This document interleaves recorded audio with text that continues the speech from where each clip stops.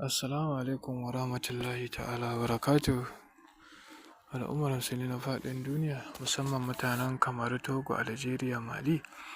Kuna ganin wannan zobe insha Allahu da kun sa shi ruwa za ku ga kala-kalan da yake bayarwa. Kuma idan kuka sa mai wuta za ku ga yadda yake yi insha Allahu. Wannan zobe ne mai rafaniya, mai musulmin rafaniya, mai musulmin rafani.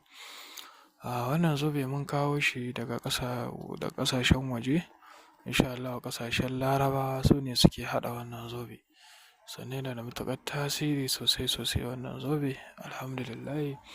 Wanda idan kana buƙatar rafani mai suna Malam Ƙuddamu, musulmin rafani ne, babu shirka, babu wani abin da ya shafi yankan dabba ko ba da jini ko wani abu.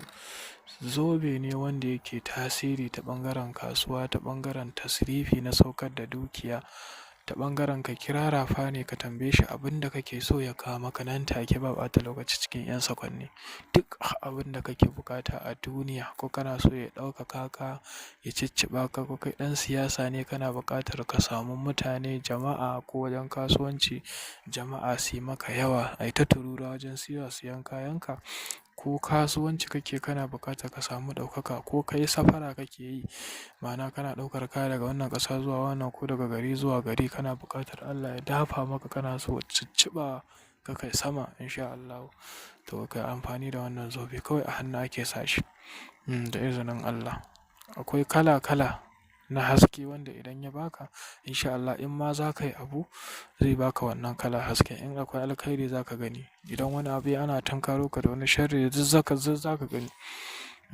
Kowane kala-kala mutum yana buƙatar cikakken bayaninsa na kowane kalar haske ga yanayin abin da zai baka insha Allah. Mutum yana iya tuntuɓa ta WhatsApp, kai min magana a layina na farko ko na biyu, duka ne za ka samu. Muddin baka ji muryata ba ce ba, Sharif Umar Mahdi, to ba ni ka haɗu da ba, saboda kar ka je ka samu matsala da wani ka zo ka ce ka yi magana da ni, ba zai yi ba. Ina mana fata alkhairi da fatan muna lafiya.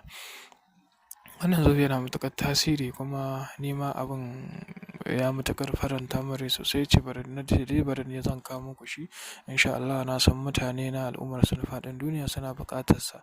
Yana layar ɓata, yana ba duhu, yana jingina bango, yana maganin bindiga, yana maganin tsini, wuƙa, mashi, yana magunguna da izinin Allah. Wannan rafani yakan kare mutum daga duk wani haɗari da zai bijiro masa, sannan yana ɗaukaka shi akan duk wani abu da yake buƙatar ɗaukaka. Sannan yana iya kawo maka duk abin da kake buƙata, yana iya kawo maka insha Allahu. Kama daga kuɗi, kama daga zinare, kama daga wani abun hawa ne, wani kaya kake so, atamfa ne, shadda ne, les ne, menene, duk abin da kake so, wani zinare.